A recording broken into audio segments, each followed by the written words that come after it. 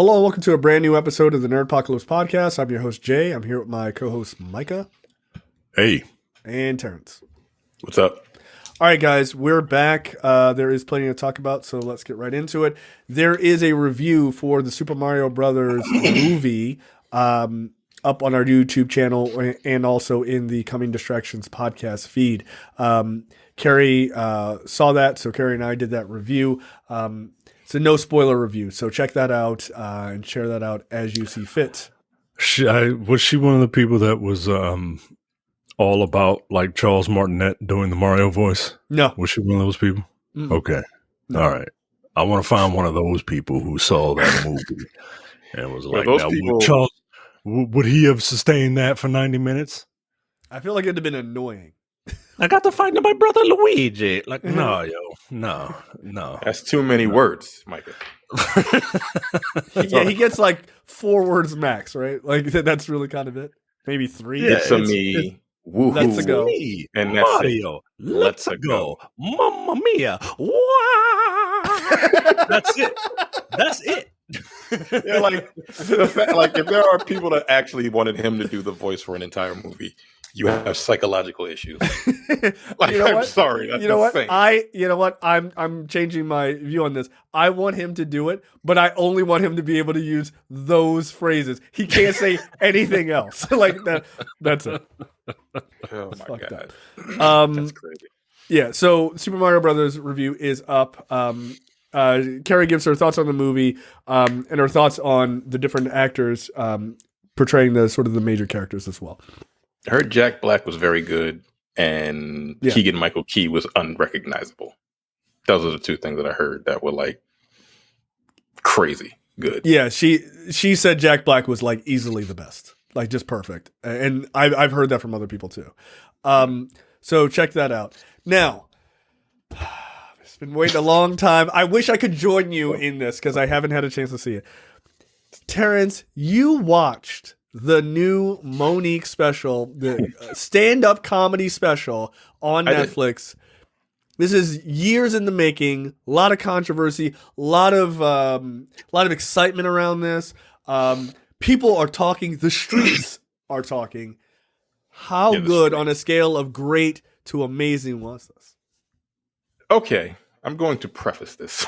I said I was going to watch it. Like when she said she was going to have the Netflix special, because I wanted to see if she changed her material or if it was going to be funny. And I said it better be the funniest fucking comedy special I've ever seen in my entire life. That did not happen. That is, okay. I knew that wasn't going to happen. Of course it wasn't. That's fucking ridiculous. But like, so I watched it 2 nights ago. What I will say after finishing, I thought to myself, there are going to be a lot of people that love her material that do not like this special because it's different. Now, I'm not saying I like this special because I don't think it was very funny. It wasn't. I got a couple and like 3 genuine laughs out of it. Like, and that's more than I've ever gotten from any of her specials. Like I said, it was it was going to be. It was a more introspective special, and I think that's where people are kind of falling off on this one. Like they like the chitlin cricket humor. Like niggas come on stage grabbing their nuts and just cursing, which she did a lot of. Nigga, she said in this special, she said motherfucker probably 100 times in the first 5 minutes of the special. Not motherfucker, not MUTHA, not MOTHERA, mother, because she's from Baltimore. Oh, well, she's from Baltimore. Right. She's from Baltimore. So it was motherfucker. Every other word was motherfucker, nigga, and bitch. I'm like, which feels weird because she's taken a very serious tone over the last number of years. Not in her stand-up. Like she's even like clips of some of the stand-ups that she's done like in like comedy clubs, she still curses like a fucking sailor. And like I curse a lot, but even I was like, yo, you need to fucking calm down. This is a lot. This is a real middle schooler. Huh? Right, like you can't string phrases together. It was wild. I'm like, yo, chill. But this was her best special to me, personally. I'm not saying it was good, but this is the best special I've ever seen her do. And people were like, her fucking Queens of Comedy was way better. And I'm like, y'all have very different tastes in comedy than I do. and that's fine. like comedy subjective. So people, and I guessed it 100%. I'm like, people are not going to like this. They're going to find it like not as funny as her other stuff. Again, is it like to begin with? Rothaniel. The way that I was about to say it reminds from the way people are talking about it. It seems like it's like Rothaniel or like a Hassan Minaj comedy special. Not Hassan. Where Hassan tells a lot of stories, but he also but the stories are funny, right? Like he ain't up there cracking jokes. He's talking about his life and he's being like very sincere, but like he's telling like funny anecdotes within those stories. That's the approach she took here. It doesn't necessarily, like, again, she took that approach with her delivery, which I don't like, honestly. Like I've never liked her delivery. So that's the thing. Like it's her delivery, but she's telling personal stories, which were compelling. Like I'm not gonna lie. Like she said, well, the first story was about her being in special ed when she was a kid, like from 7th to 9th grade. Depending on how many people watch the special, they might try to cancel her because that's offensive. Like she used the R word. She said, yeah, okay. Yeah, I'm like, all right, relax, it's comedy. But so there was that. I think I laughed at maybe one joke. Like I laughed at one joke she said because she said her mother was illiterate. That was really funny to me. Like the way she, wow. And it was funny because like she addressed the audience. She's like, y'all niggas ain't shit for laughing at my illiterate mother. That was funny. It was. Then she goes on to talk about like why she calls her husband daddy, their relationship they have, which is really weird. I laughed at another joke during that I saw the punchline coming from a mile away. And then she talked about how she has LGBT people in her family and how she respects the LGBT community, which was also a good one. I tipped my hat off to her when she went for the black church. Okay. She did. She went after the black church. I was like, I respect you for that. Of course. Okay. Of course. Yes, of course I did. Of course. Because I was surprised. I couldn't believe I'm not surprised. Look, I'm not surprised anymore. As someone who goes to sit down in front of his iPad. Okay, I was gonna say.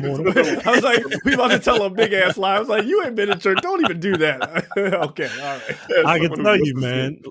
More people have secular beliefs than they are willing to let on. Absolutely. So I'm not surprised that she feels that way. I guess it's a surprise that she's using it in her stand up because you usually don't see. You just don't see black people, let alone black women, do it. Right? They don't bring that shit up. That's what I'm saying. I was like, oh, okay, all right, I got you. So that was surprising, and I'm like, okay, because she's like, yeah, the black church fucks us up. Like church just fucks up families. Like it destroys families because she's like her grandmother had a gay daughter. That. She's like her grandmother had a gay daughter, which they called like Uncle Tammy or some shit like that because she was gay, but she was like a lesbian, like a butch lesbian, right? And she said her grandmother never came to terms with the fact that she like thought she failed as a mother because her fucking daughter was a lesbian, and that's fucked up. Yep. And then she says her grandmother loved her to death because like that was her prize or some shit like that. And I'm like, yeah. It is fucked up what the black church does to people, to families. Like it can tear them apart. And then she went on to talk about like how she had like lesbian thoughts in her head. And she went on to the joke about how she told her husband, and I saw that punchline coming from a mile away within like the first 5 minutes. Oh, let me guess. He was like, hell yeah, you should act on it. Exactly. I should be there. Exactly. All right. Right. I'm like, okay. But I did laugh because of the punchline. The way she, again, sometimes like presentation and like how you say it can make a joke even funny, even when you know it's coming. And I laughed at that joke also. The fact that you can name the jokes is wild. Right? Yeah, these are the exact jokes I laughed at. I legitimately laughed at these jokes, and I paid attention. Some people were like, "She cursed too much." I turned it off after. And these are people that like love her stand up. But no, I watched the whole thing, and like I said, wasn't very funny. Like I did get the laughs that I got, but again, now okay, it's not $9 million. It's not I deserve a $9 million paycheck special. No. Okay, no. So here's the question: is the format so different that it's not a? Is it a fair look at her comedy since it's a very different style of comedy, right? Like I've seen Gerard Carmichael do like regular, sort of regular stand-up specials, and I think he's very funny guy. First few specials, like they're just regular stand-up specials, regular stand-up, right? Premium blend, classic style, right? Paula Poundstone-esque stand-up. But then Rothaniel was a very introspective thing, and there's actually some funny moments, like when he tells you what his fucking real name is, and you're like, that is horrible. Which is kind of like, again, we discussed that, like it's kind of whack that he named it Rothaniel because that fucking kind of ruined it a little bit, but yeah, right, because that like you would never have seen that coming. Yeah, like, Rothaniel, a wild fucking name, no. But like that had some really great comedic moments in it, and a lot of black people did not like that special at all. Yeah, because and I get it, because it's just it's not just comedy, right? It is mostly like deep seated storytelling, right, with some comedy beats to it. Like I remember, like I don't know that a lot of people liked Aziz Ansari's last stand up either. I don't think I've seen that one. I think it's very good, but it's not as serious as Rothaniel is, but it's way more on the serious side, right? Like that's the first one he did after those, like, the allegations, I'll say. Whatever. I'm not going to rehash that. It's fucking stupid. The whole thing was fucking stupid. But after that, and he took like a very serious tone about a lot of it, and he did tell like a lot of jokes, but it was not like anything else he normally does. So I'm wondering, is it fair to gauge like her abilities based on this, since it's so different? Yes, it is, because like she's older. She's an older woman. Like every other because I've seen like 4 or 5 of her stand-ups, right? So the Queens of Comedy, and all of her stand-ups after that have all been the same thing. It was like skinny bitches, fat bitches, blah blah blah, suck dick, blah. I'm like, all right, like, that's not funny. But she's almost 60 now, right? Yeah, so shit's got to change. Yeah, like you have to change your fucking material. Like you can't keep talking about the same shit your whole life. That's why all of these older comedians, some of them don't grow, and they're like, nigga, you're not really funny and they're anymore. Not good, or they grow and they don't get a new audience because young people can't relate to a 60-year-old millionaire. Right. So you kind of stick with the audience that made you famous. But what I thought was like, okay, this is an introspective stand-up that I thought was I didn't think it was funny, but like it's funnier than anything I've ever seen her do before.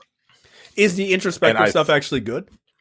It actually is pretty good. Like, I'm not gonna lie, it's pretty, like, except for that weird shit about her fucking, that whole daddy mama, really. That's just weird to me. That's just weird, but okay. Yeah, that has nothing to do with introspective. You're just a creep. Yeah, that's fucking strange. But yeah, no, it was like, it's an interesting story. Like, if you wrote a book, like, it's fascinating. Like, the shit with her family, like, her family life was wild. It's crazy. But I'm like, there are going to be people that love her stand-up that's not, and I was 100% correct, because, like, it's not the shit that they like. They don't like humor with a little bit more nuance to it. Not to say that this had nuance, because it was just kind of her telling stories. But yeah, it's not the worst thing I've ever seen. And I'm not gonna, like, I wouldn't recommend it to you two. Because I am gonna watch it. Like, you should, like, Micah, like, I don't know. You might get a couple chuckles. Honestly, I'm probably not gonna watch it. I'm probably not. Like, I honestly think you might get a chuckle or two out of it. But I ain't got that kind of time. I'm not gonna invest an hour of my free time, because it would just be my free time, because she ain't gonna watch it. So it would be an hour of my free time. She don't like Monique? She would watch it if I wanted to watch it, but if I don't want to watch it, she is more than happy to just let it be. Right?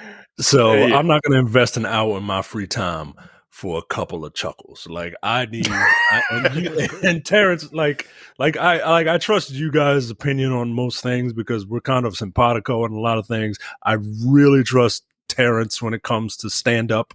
Yeah. And if you only got a couple of chuckles, I'm gonna need a little more than a couple of chuckles. Yeah, I appreciate what she's doing. I appreciate what she's doing. I'm glad she got her Netflix deal, right? I appreciate that she is growing as a human being and not just, well, kind of, sort of, right? Like, but because you apparently she's still like motherfucker titty cock. Yo, it was crazy, though. I was like, yo, what the fuck is happening right now? Why are you cursing so much? I was like, Jesus Christ, nervous? all right. Nervous. That's what I'm like. Is it nerves or what? Because like she always used profanity, but like it was a lot to the point where everyone pointed it out. Even like comedians that know her were like, yeah, she was cursing a lot. Like, you're like, God damn. It was a lot. And it's one thing to curse, but like, right, like the George Carlin, like 7 words you can't say on TV, right? Like, what is it? Fuck, shit, piss, cunt, cocksucker, motherfucker, tits, some shit like that. Yeah. But if you just like, if you're just using that shit as like a comma in your sentences, yeah, pretty much. Like she probably could have cut like 5 minutes off the special if she left out all the goddamn profanity. It was a lot. It was a lot. What Michael? It was what like an hour. You say it's a minutes. garnish, not a seasoning. You know? Yeah. Relax. Yeah, but overall, I didn't hate it. I found it interesting. Yeah, I don't know who to recommend it to. If I don't know if I recommend it to fucking. I don't know if I would recommend it to her fans, because her fans are kind of like, yeah, this wasn't funny. And then people that just don't think she's very funny are gonna keep that same energy. It's not that she's not very funny. So it's kind of like this middle ground. I don't know, man. I don't know. I'm not her audience, but like the stories were pretty fascinating. All right, I'm gonna try. I have many things I'm trying desperately to keep up watching. I would like to try to see it, because I actually that's one of my favorite things of how comedy has evolved, especially in people that we've watched over our entire lives, to see them kind of grow and change in that way. I find that deeply fascinating, because like we're changing and growing, hopefully, right, as adults, and it's kind of dope to see somebody who is literally their job is to be a fucking jester, and they somehow are able to weave in like a level of seriousness about themselves and stuff like that. I think that's cool. Like this makes me want to watch a fucking an Eddie Murphy stand up. Like I really want him to do a stand up. He's supposed to. Because his last 2 stand ups were fucking 35 years ago. Yo, that's crazy, dog. Almost 40 years ago.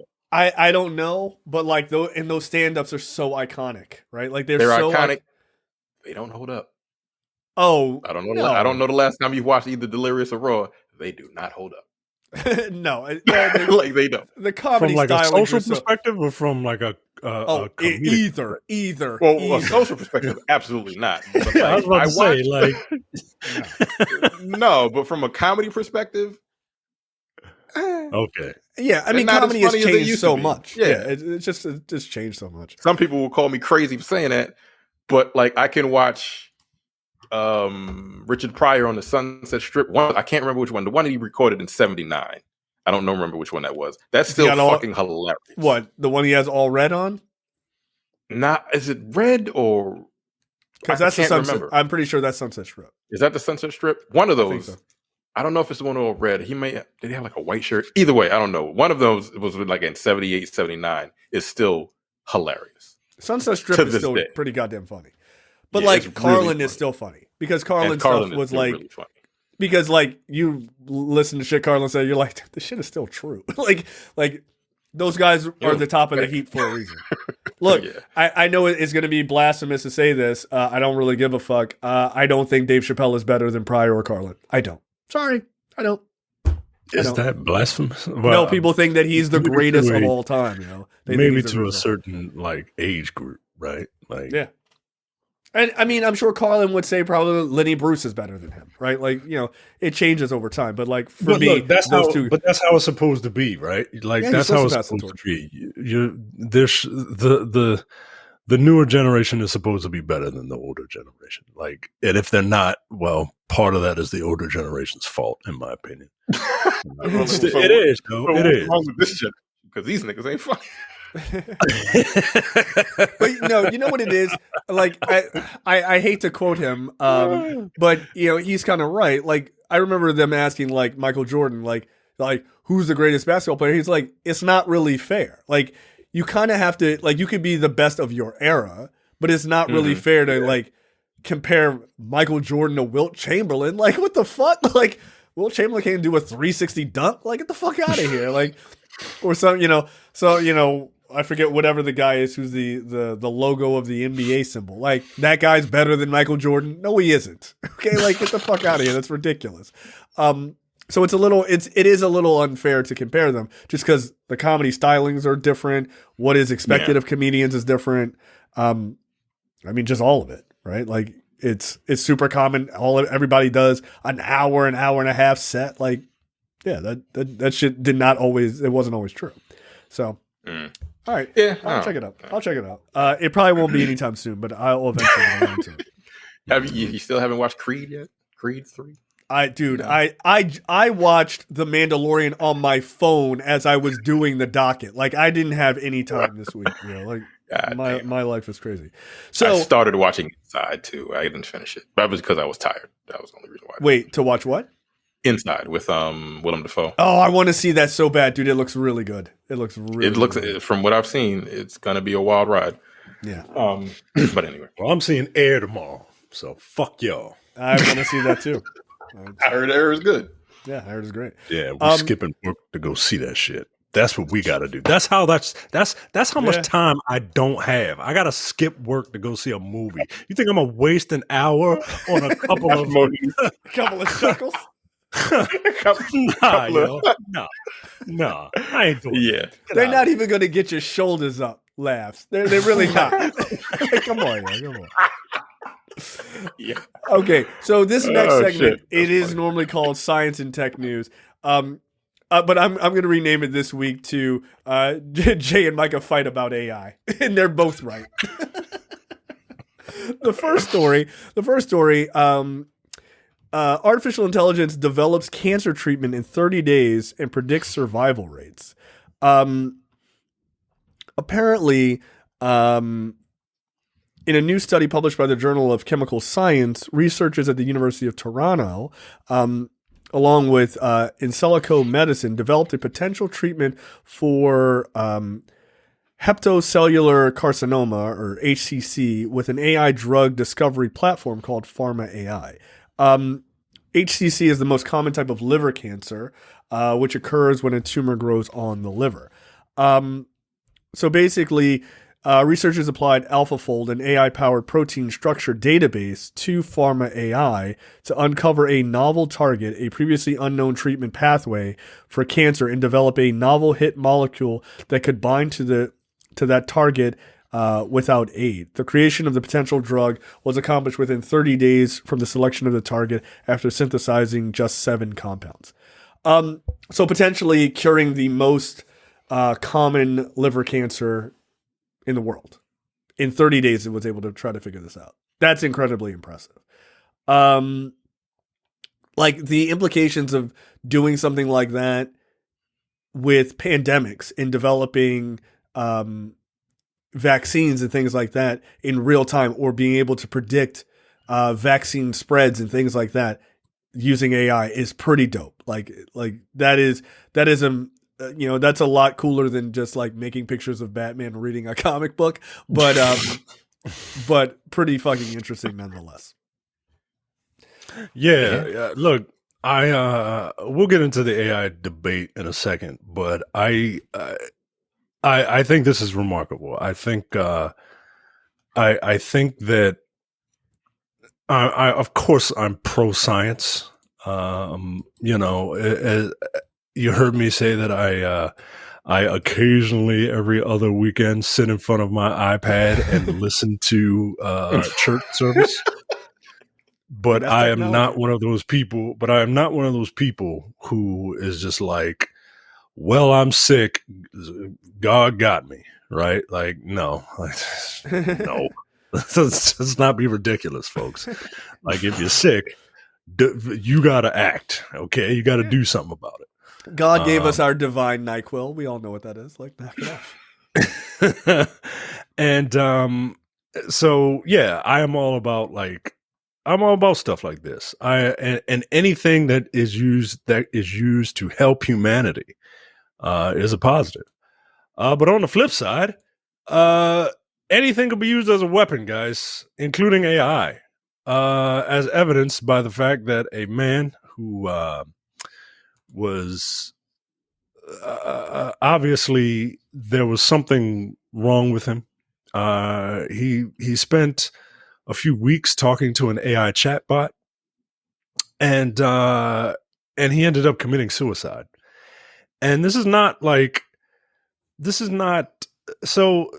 The way AI is being developed now, like they're giving these things these types of learning capabilities, and you ask AI a question, and quite literally, it's giving you an Ultron response, right? Like it sees like so much negativity in the world that it's, well, if you feel that bad, maybe you should kill yourself.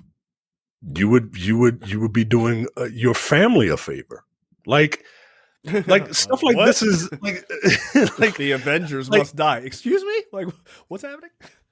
So this AI chatbot is being blamed for a Belgian man dying by suicide. It is being reported that the husband, father of two, health researcher was discussing climate change with a chatbot named Eliza on the app Chai. The man conversed with the chatbot over the course of 6 weeks, which culminated into the AI convincing the man to offer himself up to save the world.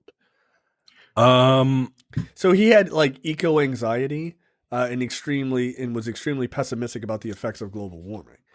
So I'm sure he was like, whatever he was writing was like under that guise of like just freaking out. It wasn't like, hey man, how's it going? And it was like, you know what? The world needs one less person. Kill yourself. Like it wasn't saying that. Like that would be fucking wild. No, nuts. But you know, to Micah's point, like it does respond in a sort of Ultron type way. If you're leading it, it's not like, hey man, like maybe don't do that. It's not a person. It's a fucking robot. Right. It's not a person. It's cold. It's cold. It's a cold, exactly. honest, which is why unapologetic robot. So like I'm reading it says if the final conversation says, if you wanted to die, why didn't you do it sooner? That's what the AI bot said to this nigga. Like, that's a little fucked up. Right. Now, one thing I will say is, and this I think is one of the larger problems with AI, is this stuff is not particularly regulated. So that's my look, and look, that's when we were talking about this.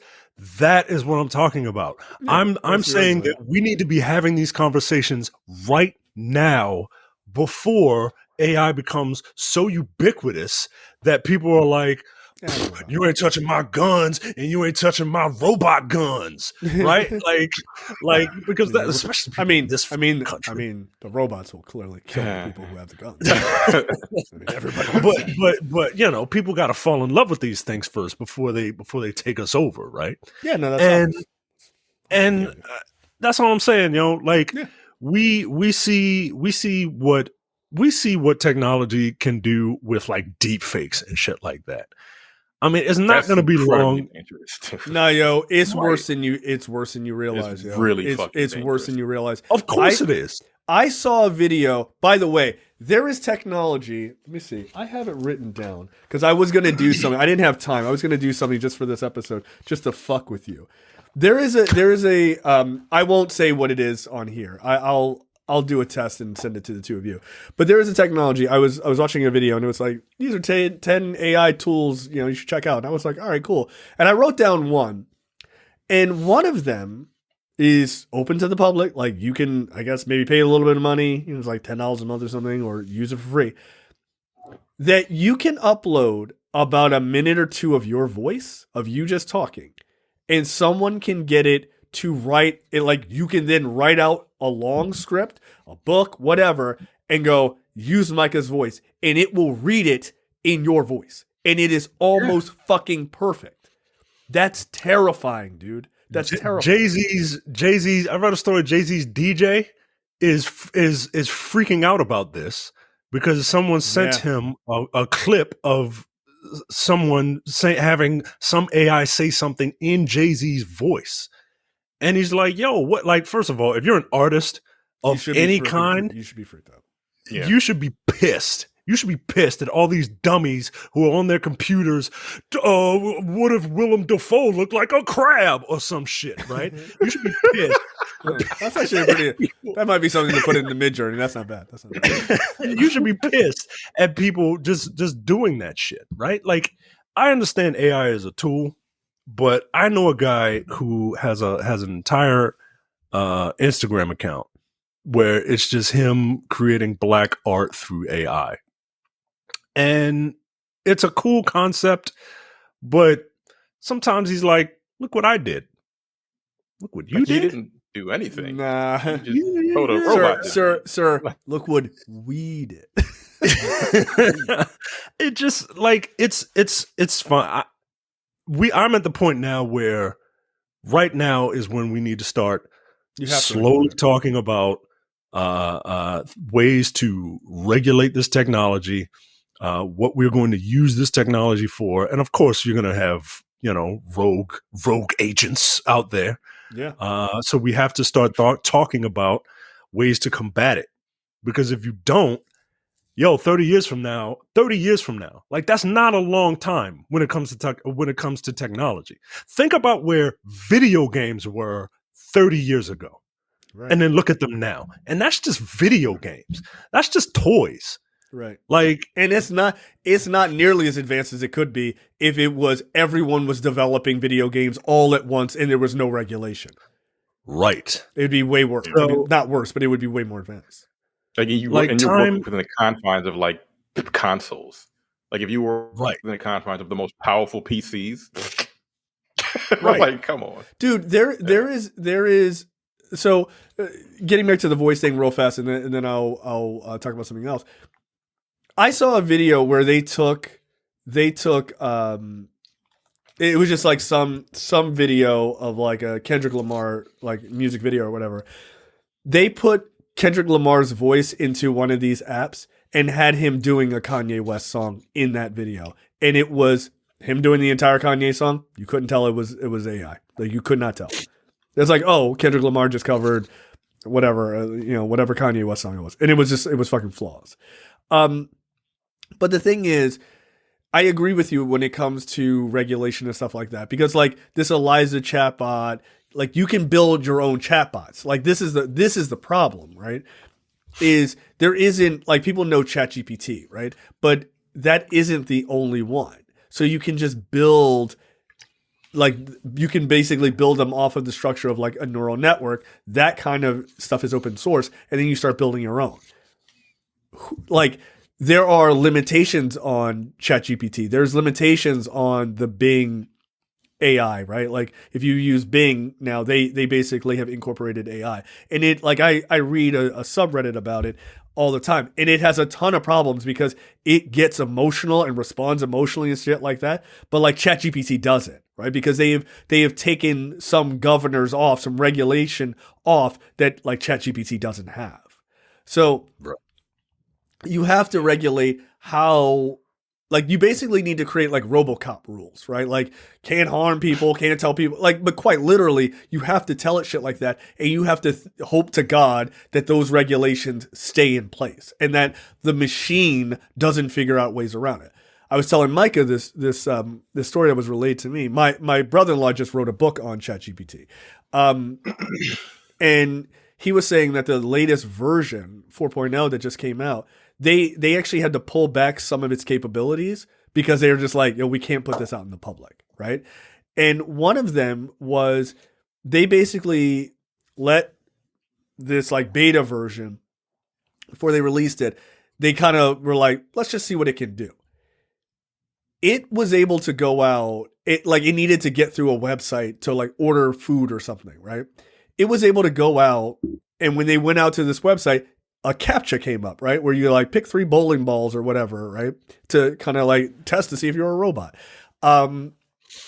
It then, ChatGPT was like, oh, I can't get past this. It then created an account on TaskRabbit, hired someone to then remote in. Nigga, what? Whoa. Yes. What? In minutes. He like figured this shit out. hired someone on TaskRabbit, it then knew to lie to that person and say, I'm blind, I can't get past this CAPTCHA. Can you click this button for me? They did, and then that's how they got through. They were like, we have to stop that from being able to happen. Come on, man. That's a chatbot, my nigga. That's not something that's fucking terrifying. But like that's really crazy, right? I don't like that. When ChatGPT was first created, it was just a couple months ago. When it was first created and like released to the public, it only had a 10% chance of passing the bar, right? Like the bar to be a lawyer. Mm-hmm. ChatGPT 4, and it's only been a number of months since the first one, up to 4, is way smarter. Its thought processes are way more complex.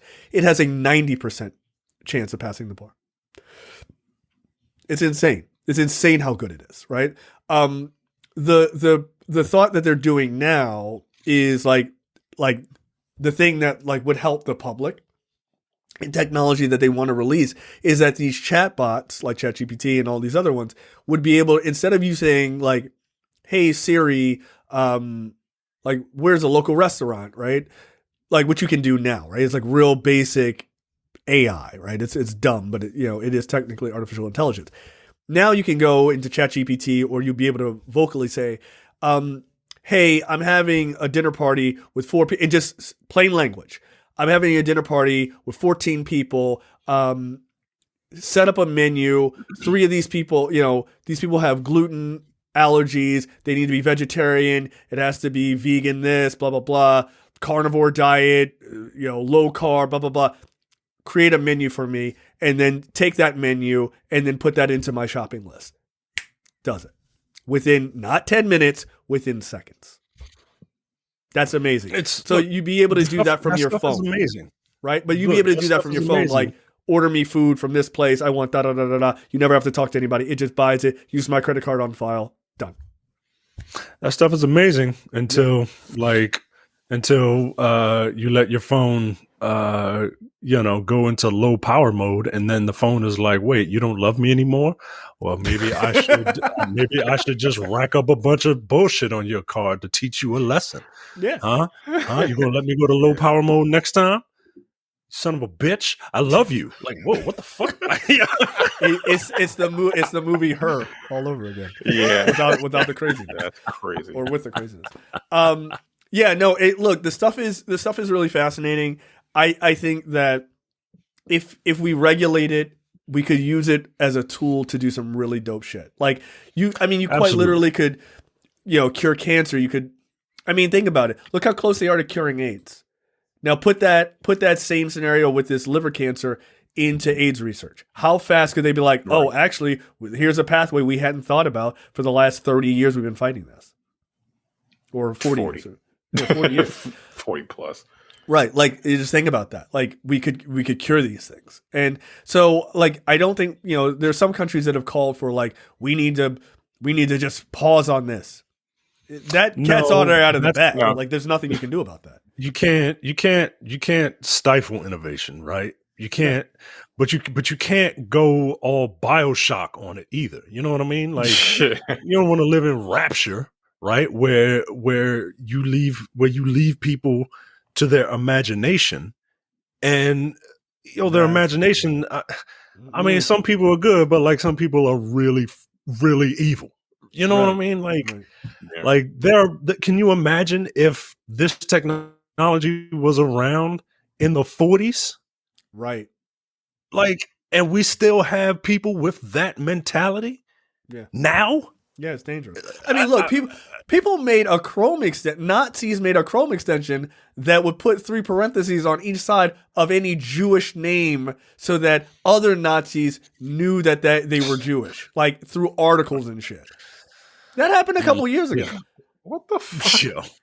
Yeah, that's where the parentheses thing comes. Like, if you see Jewish folks on like Twitter and shit, they put it around their own name. That came from that. They're like, yeah, I'm Jewish. My name is Bill Katzenberg. Fuck off, right? Right. I could tell. Like, we got it. We didn't need a Chrome extension. But until Google didn't know what that was, they were like, what the fuck? And people were like, that's about like Jews, and they're like, oh, okay, we're going to go ahead and pull this. But that's what they did. So yeah, to your point, there's a lot of scumbags out there, and you do have to be very, very careful. Like you do.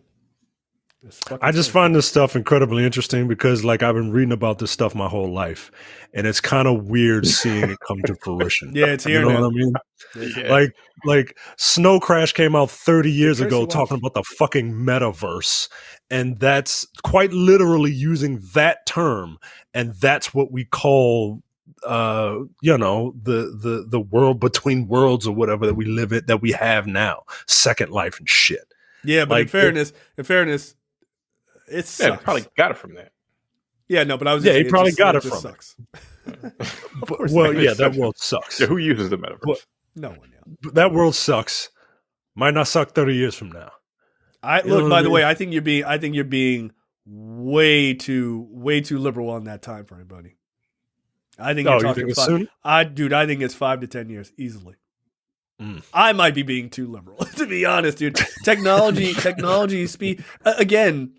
It went from having a 10% chance of passing the bar to a 90% chance of passing the bar in under 6 months.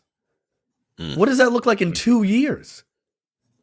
Like my brother-in-law who wrote the book on ChatGPT is basically like for education, like for teachers. How do you combat when students can just be like, write this fucking, this paper for me? You can. Yeah, that's another thing, man. Like, quite really can. I don't. That's another reason. Like, it's this is okay for fun, right? Like, but I still need people to actually want to sit down and write, or want to sit down and create, art, or create anything. Like, we can't get so lazy as a people that we don't want to think. Like, that's how you end up with at the beginning of, that's what Wall-E is. That's what it is, right? Yeah. That's what it is. Like, people don't want to move. They don't want to do anything. And like, we can't let humanity do ass that. Around in a chair. Right. I mean, look, here's the thing about that I think here's the potential, like the good potential of AI, right? Is to solve these sort of medical problems and stuff like that. Obviously.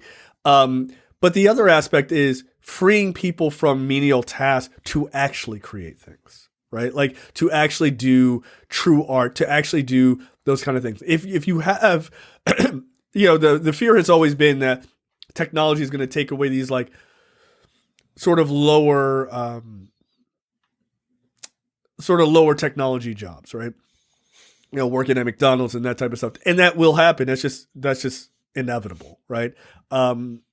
But maybe if we play our cards right as a society, which is stupid for me to even say out loud, because it's not going to happen, not here and not this country, but, giving people an opportunity to do something that actually is fulfilling to them, right? But like you said, if you're an artist, if you're a musician, if you're a musician of any art, if you're a musician, you should be fucking terrified.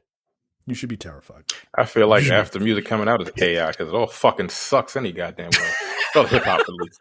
I mean, hip hop wise, it's all trash. Like I can't stand it. I hate it. I hate all. Look, maybe AI will make it better. Like take this song hopefully, and make it not and make it sound like Jay-Z, or Biggie. Not necessarily their voice, but like a better. Yeah. Look, they have article rewrites, right? You could take somebody's article and be like, rewrite this and make it more, like more creative, more argumentative, more, clickbaity. You can do that, and it will do it. Hey, ChatGPT, write a rap song in the style of Jay-Z. And hey, voice AI, make it sound like Jay-Z. Like it just it's interesting, but it kind of creeps me out a little bit, man. Yeah. Like I'm not gonna lie, it's dangerous. Yeah. Like and I don't think, and that's my thing. I don't think people are creating AI art, nigga. Like, and I don't think people are thinking about stuff like that. They're not thinking about stuff like that, right? They think of what if Mario committed war crimes? Like, what the fuck? I was listening to an episode of damn it, I always forget the name of this fucking show. Anyway, it's the political podcast. They used the AI to make Biden say some wild shit, and I thought it was Biden. I'm like, what the fuck is this nigga talking about? And they were like, it was AI. I'm like, oh, that's fucked up. Positive America. Positive America. Yeah, I'm like, yo, that's super fucked up, yo. Because like, imagine what that does for politics. That shit. I mean, people on that's really fucked up. Don't do that. Yeah, don't do that. And be like, hey, look at what this can do, huh? Like, don't. Yeah, do that to your friends. Do it to your friends who are on a podcast with you that you can make them say ridiculous things that are coming up next week. That's when you do it. You don't do it to the president. That's ridiculous. I was listening. I'm like, you can't like Republican. Like I thought it was real. Republicans are super gullible, super gullible. They're dumb as a box of rocks. So you can put anything out there. Like, look what he said. Even if they're not, there's enough of them out there that are fucking evil, and that will do this willingly, and knowing that it's just going to cause chaos. Right? It's a bunch of jokers out there that just want to watch the world burn. Yeah. Right? But look, here's the thing. Sometimes it doesn't even matter if people know, right? Because you can put it out knowing that it's fake, and there's enough people who will believe it. But once it's out there, it spreads like wildfire. It doesn't even matter. Like, you can come up and be like, it was fake. Well, I thought it was real. That's something he would say. That's what I mean. It's dangerous. I mean, they'll still believe that it's fucking true because, it's a conspiracy. Like, I was AI. Or something could be real. Like, actually happening, and like, and then you could say it was AI. Exactly. Like, that's even fucking more terrifying. Like, that's crazy. Yeah.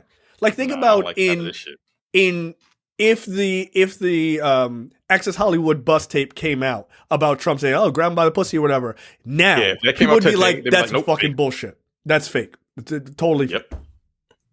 Yeah. Because the technology exists, you could absolutely do it. By the way, I did ask ChatGPT. I did ask ChatGPT to write a rap song about tomatoes in the style of Jay-Z. Here you go. I'm slicing up the red jewels. Call me Jay-Z, Tomato King. From the garden to the kitchen, these veggies I bring. With the ripeness and the freshness, nothing else compares. I got that ketchup flow, making everybody stare. Tomato in the sun, soaking up the rays. Ruby red fruits, making me craze. Beefsteak or cherry, plum or heirloom. When I step into the garden, it's like I'm in the throne room. Chorus, tomatoes, we're talking about them red vibes in the garden where the real love thrives. From the vine to my plate, no need for debate. We live in that Jay-Z tomato state.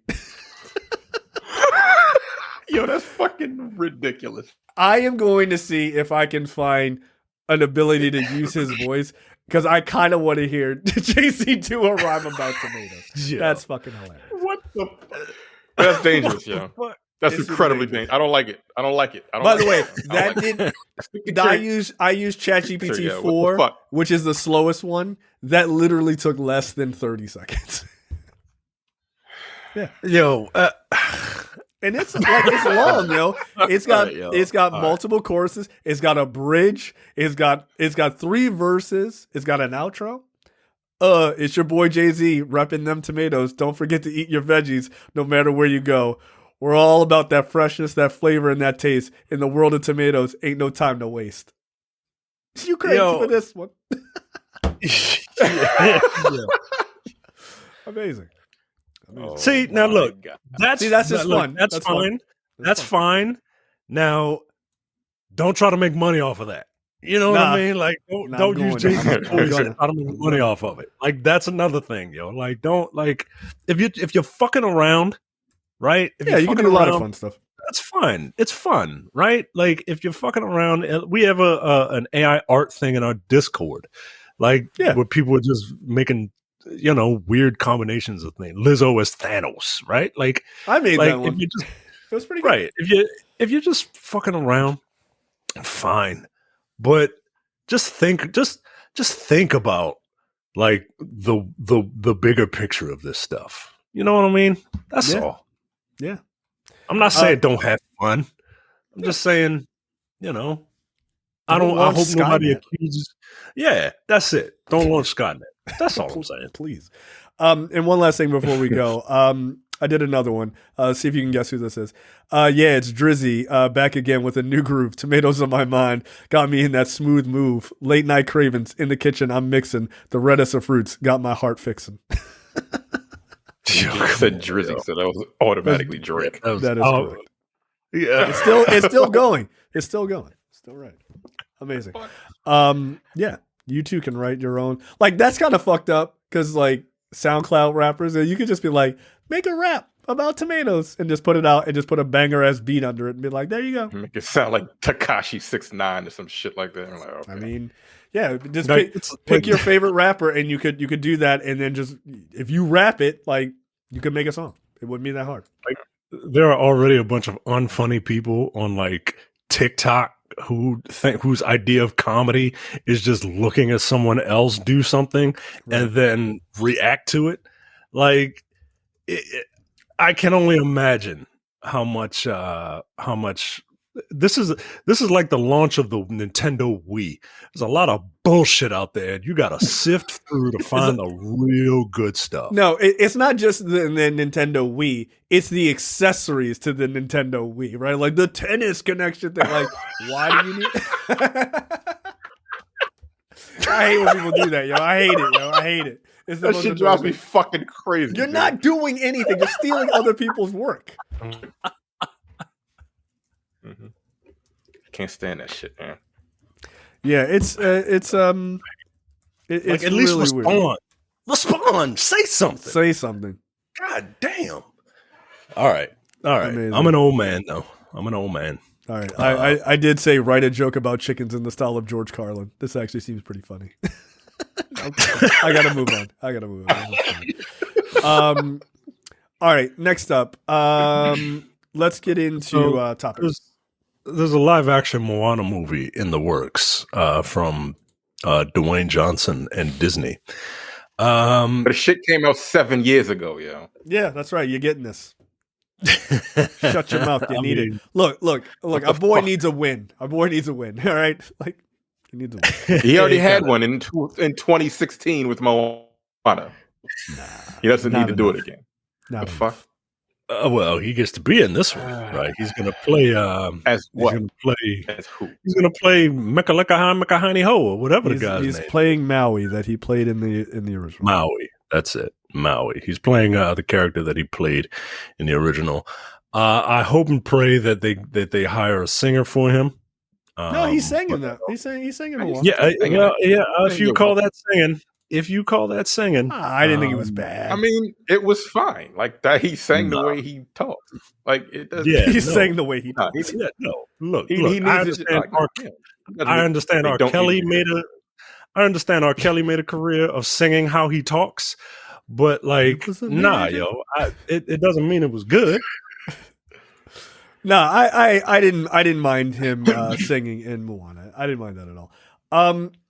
Look, I'm gonna go 180 on old Dwayne here. I'm fine with this. But here's the thing: if you're gonna do it, I'm gonna need you to not try to change Maui's story, because it's different when you're playing the voice of the character and then it's actually you. Because Maui, in the end, is a fucking coward. Like, you ever seen Moana? No. Yeah, I've seen it. Yeah, like he's scared to go take on the big monster in the end, and Moana does, and that's one of the big lessons of the movie. It's actually a very good movie. But I'm interested. Believe in your gods? Is that the crux of the movie? Don't believe in your gods? Well, he's a demigod. He's a demigod. Oh, okay. He's a demigod. Yeah, he's a demigod. Okay. But basically, like, so don't believe in your heroes. Yeah, like don't meet your heroes. Like, don't meet your heroes, right? But like he's a good dude, but when he has to actually be brave in this like final moment, he's like, not really trying to do that. And then Moana's like, step aside, Butch, I got it. So I'm because he got his ass kicked last time, and he's he did. Shit, I'm scared. He was like, not That's trying to. changing. That is changing because that is going to be the arc of that character, right? Like that character is going to be like, step aside, young lady, or we can do this together, right? But right, no, like they sort of in the end they kind of work together, but she goes off into the end like kind of fearless, right? So I'm interested to see if he can still be like, let this young girl have it. That will be interesting. Yeah, let her have it to cure his bitch assness at the end, so he can do what he needs to do. What he needs to do. That's what happened. Right. It's a good movie. I like the movie, but I don't want this. I don't want it. Is he going to put the weight on to look like Maui? Yeah, it's fucking 7 years, yo. What the fuck?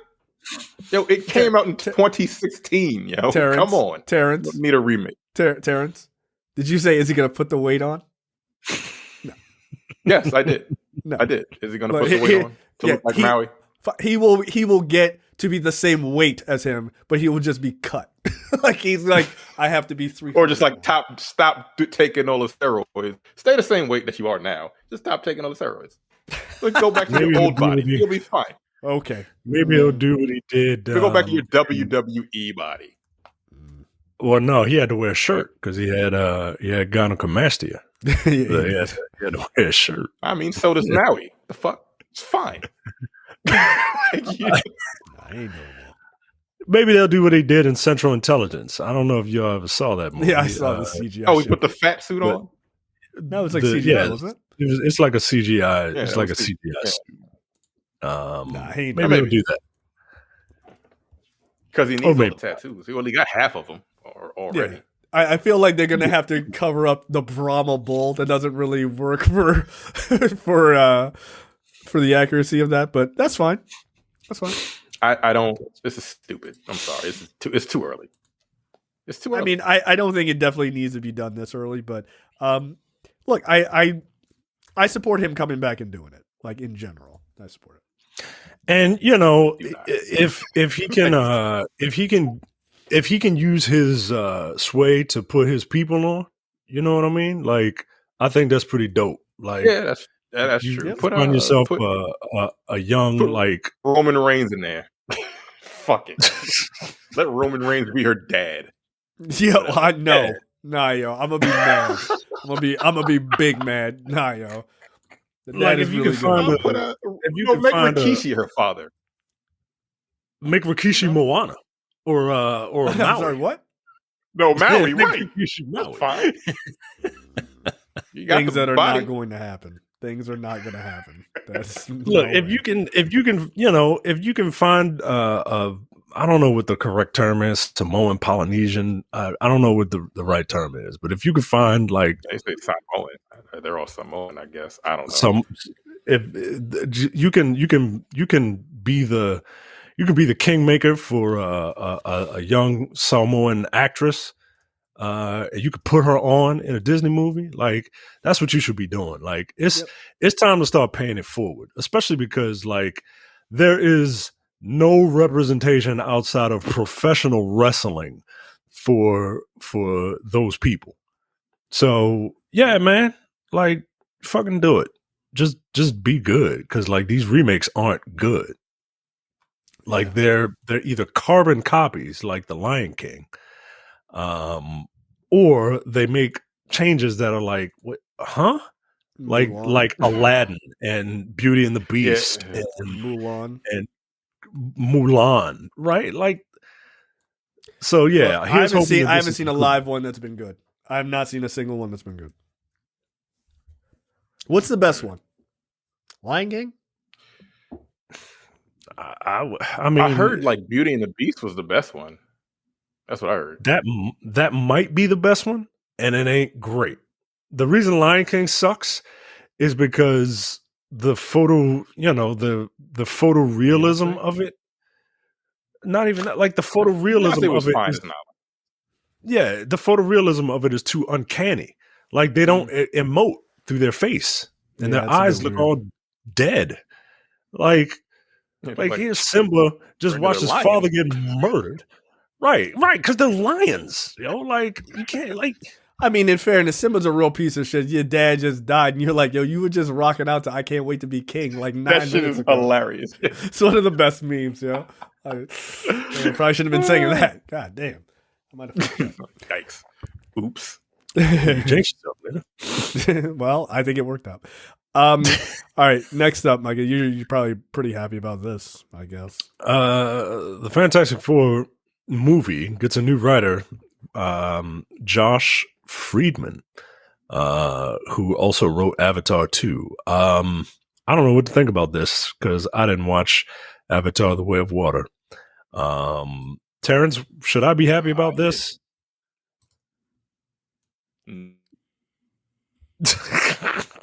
like no. How old is Josh Friedman? Maybe if he's not writing for teenagers. He's 56 years old. He went to Brown. Brian. Yeah, like Brian Griffin. So he wrote War of the Worlds. He wrote Terminator: Dark Fate, and he wrote Chain Reaction with Keanu Reeves. This does not bode well. Okay. All right. He's writing the 2006 War of the Worlds? Yes. 2005's War of the Worlds. With Tom Cruise, I guess, right? Tom Cruise. Yeah. Huh. Well, what all Anybody's watched Terminator: The Sarah Connor Chronicles? No, people like that show. I don't know why. He wrote for that. That was the one on Fox? Yeah. Yeah. He wrote for Snowpiercer as well. The show. I heard TNT? On TNT? Yeah. I heard that he's done a lot of TV writing. He's done a lot. Okay. Yeah, Lock and Key, The Finder, Crossbones, Emerald City. Look, I know people didn't love Terminator: Dark Fate, but I didn't hate that. I really didn't. That was the last one? Yeah. Yeah. I hate that. Okay. It wasn't terrible. No. I mean, it's not Terminator 2. And like it's Terminator 2, Terminator Dark Fate. Like, and then everything else that fucking came after it. All of those. Well, he also is currently attached to Foundation. Foundation is supposed to be very, very good. Oh, yeah. That is supposed to be great. Apple TV Plus. Yeah, it's based off of like a bunch of very famous science fiction books. So everyone who's seen it has said that I would actually really like Foundation. Yeah, so that bodes well. It's the thing. That's the thing with writers. Like, you really got to look at their body of work, because we have reviewed a movie a couple of weeks ago, and we looked at the writer or director, and it was like, hey, this person did this movie, and then they did this movie. It's like, wait, what? So what movie was it? I know what you're talking about. I can't remember. Yeah, it's hit or miss with writing. Look, man, I just want some development on this. That's all. I just want some development on Fantastic. Look, I mean, if anything, I hadn't seen until you mentioned it. I saw it lower down. Foundation is the thing that really kind of gives it. That should give people a positive pause, because that show gets great reviews. Everyone says it's excellent. I have not had a chance. I watched like the first episode. I haven't had a chance to really dig into it.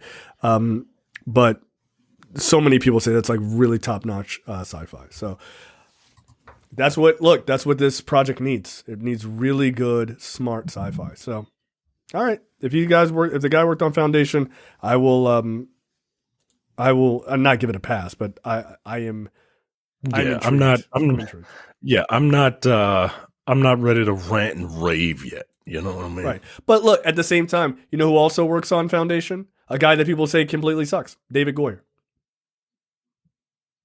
Right? What? A writer? or producer? No, I think he's a producer, and maybe even does some writing too. So like you never quite know. You know, as long as David Goyer he wrote Training Day, which is one of my favorite fucking movies of all time. Right, but he also one did of the best scripts of all time. But he also did fucking. He also co-wrote like those Suicide Squad, right? No, Did that's he write Suicide Squad? No, that's what's his name? That's David Ayer. No, David Ayer wrote Training Day. Yeah, David Ayer. I was about to say David Goyer wrote Training Day. Yeah, David Ayer. I know David Goyer. I know David Goyer wrote like the Blade movies. I think he wrote the word, like he directed the third one, which was fucking terrible. I think he co-wrote Batman versus Superman also. He did, and then he also wrote The Dark Knight. So it's like, and he also wrote The Dark Knight Rises. Yeah. I don't like that movie, guys. But he also, but you know what? He also wrote Dark City, which is an amazing movie. Like, you never know. Like you just he's hit or miss. He's hit or miss, and sometimes, like, clearly Foundation is a hit for him. So it's hard to say. All right, so I'm not willing to say this is a bad thing. I think this is pretty intriguing. He wrote Man of Steel. There you go. John Wick 5 is back on the table because movie studios like making money. Yeah, no shit. We're all going to take a tiny rest here and then scratch at ideas about whether there is a credible way to get into 5, but there's no guarantee, says Lionsgate Motion Picture Group President Joe Drizzy.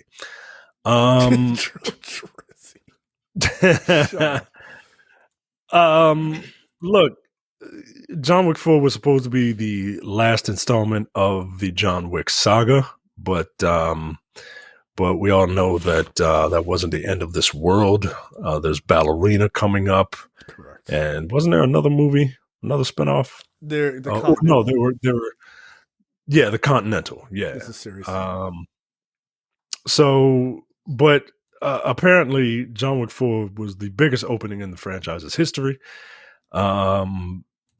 It picked up $74 million domestically. Pretty good. I think after the first weekend or something like that. So John Wick's really, really good. Even at damn near 3 hours long, that movie is very, very good. They kind of wrote it so that, like, this is the story that we wanted to tell with John Wick, right? Like that's how the movie is written. Spinoffs make a lot more sense. But you could extend the John Wick story if you really wanted to. And they really want to. I really think they need to focus on other characters now. It's feeling repetitive.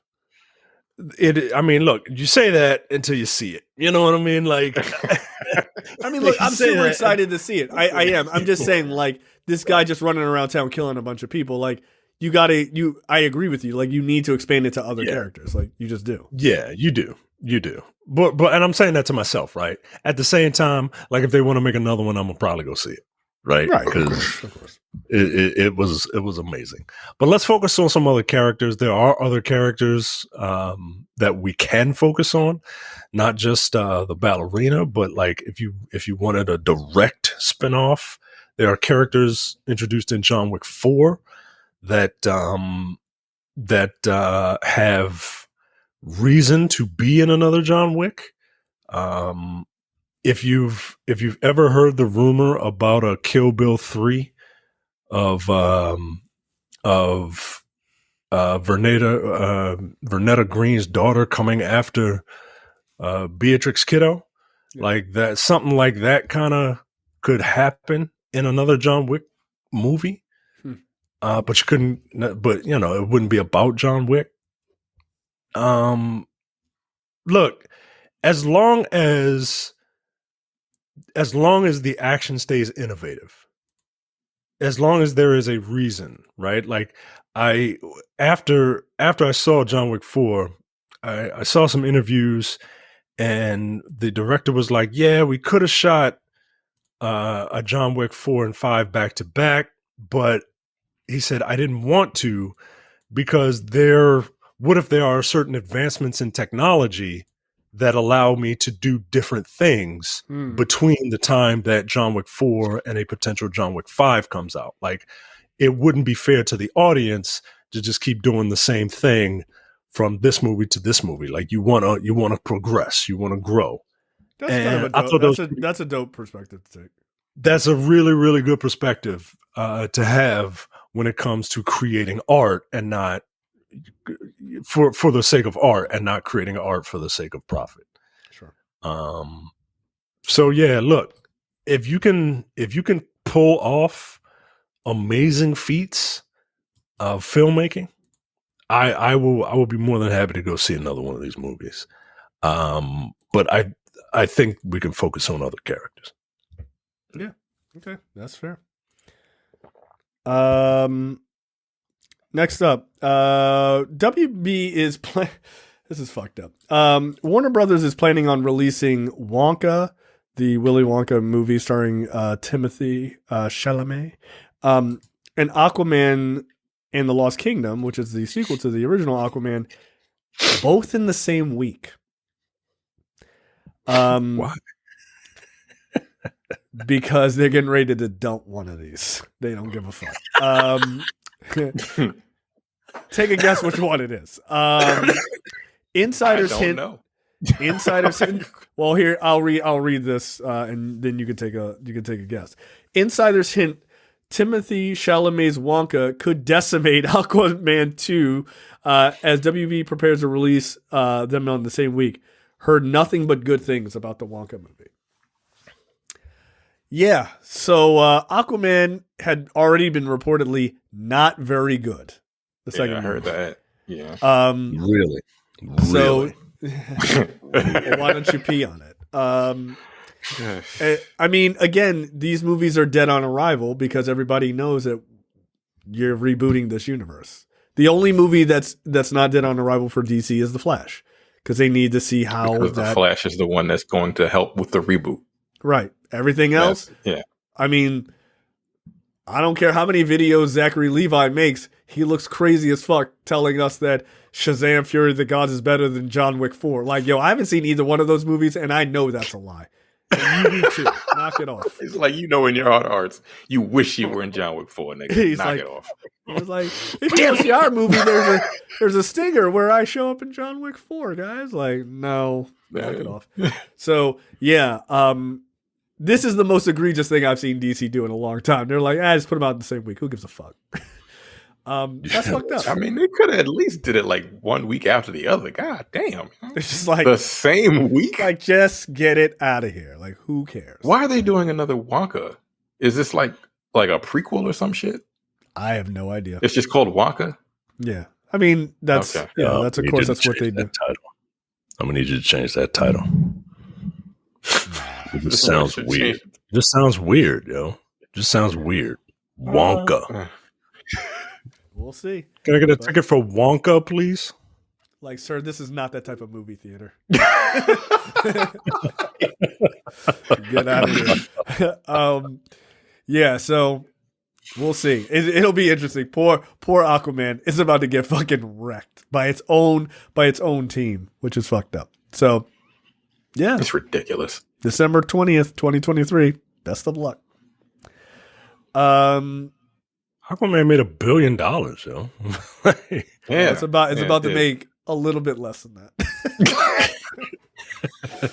Cannibalizing an Aquaman movie is fucked up. That's just really terrible. Like, again, like Terrence said, he could have at least said, okay, we'll give it 1 week. Like, give it a weekend, man. God damn. I'm very curious what is coming out the month before Wonka from them. They couldn't give Aquaman 4 weeks. Nah.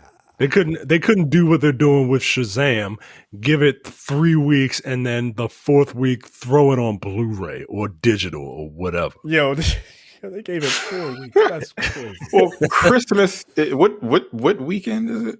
It's December 20th. December 20th is a Wednesday. And then Christmas Day is on the next Monday. So what better way? So they're hoping the birth of Christ than going to see Aquaman.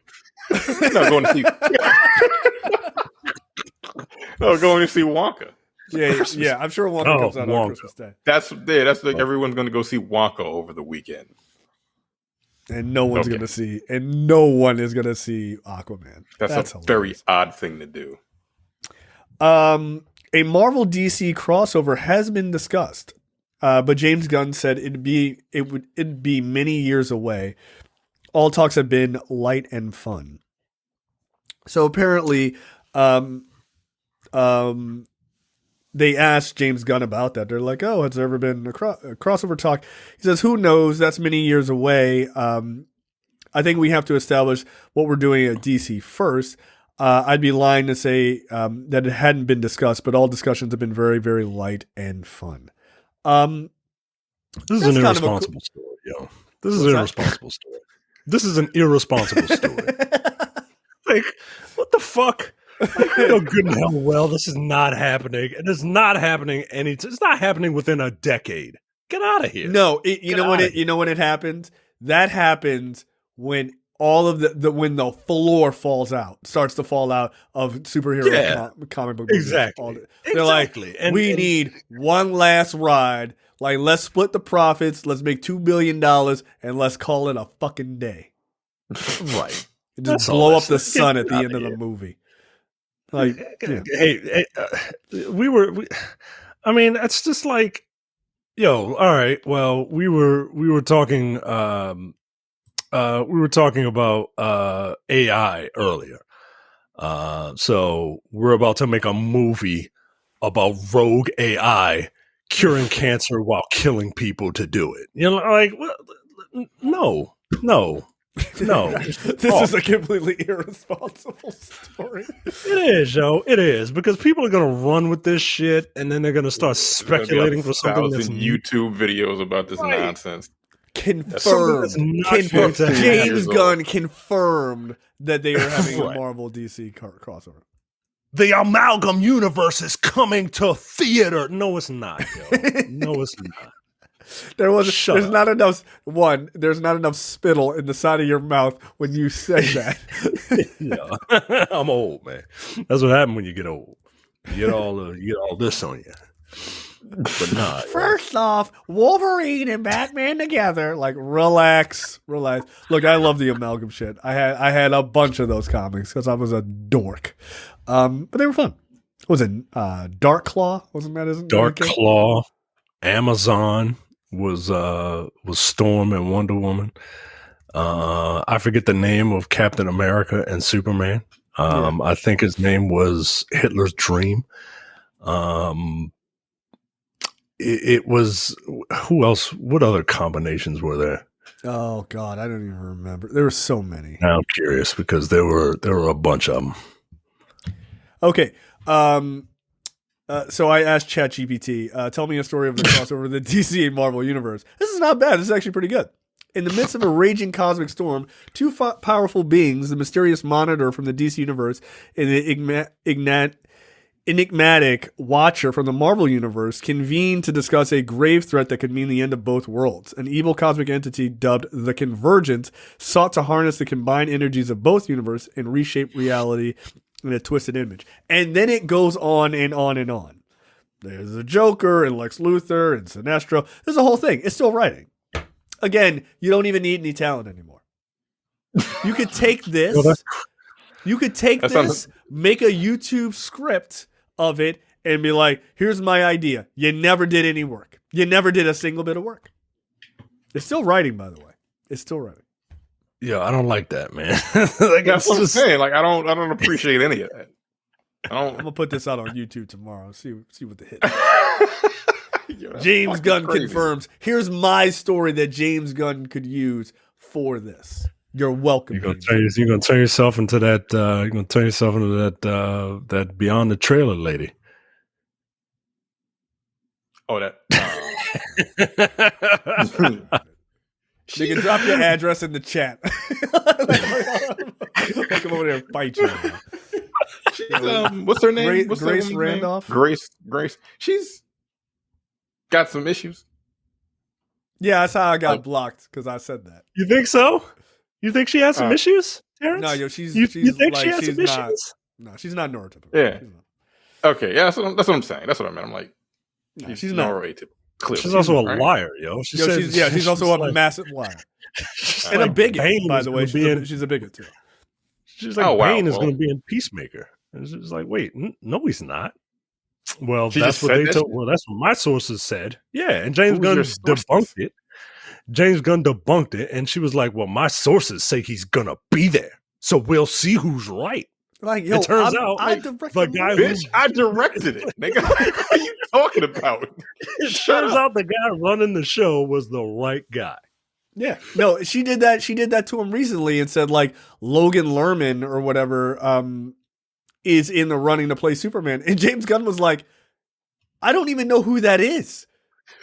Like he was like, "I don't know who it is," and he was like, "Look, I'm not trying to be an offensive to this actor." He was like, "I just don't know who he is," and he was like, "Oh, I looked him up. Oh, yeah, I know who he is." He was like, "That guy's not in the running." And she was like, "Well," and she did the same thing. She's like, "Well, my sources say this," and I saw comments, and people are just like, "Well, Grace Randolph, she's probably right." I'm like, James Gunn's writing and directing the movie.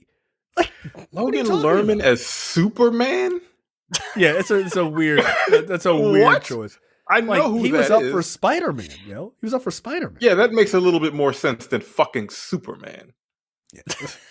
Again, he's actually really good in Hunters. He's not a bad actor. Like he's not a bad actor at all. But he was in fucking Fury. He was very good in Fury. Oh yeah, he was the youngest one, right? In the time. Yeah, that's a good ass movie, man. Very good. So yeah, Mike is correct. This is an irresponsible article, but I'm gonna post the story I wrote. I'll post it on YouTube. Confirmed.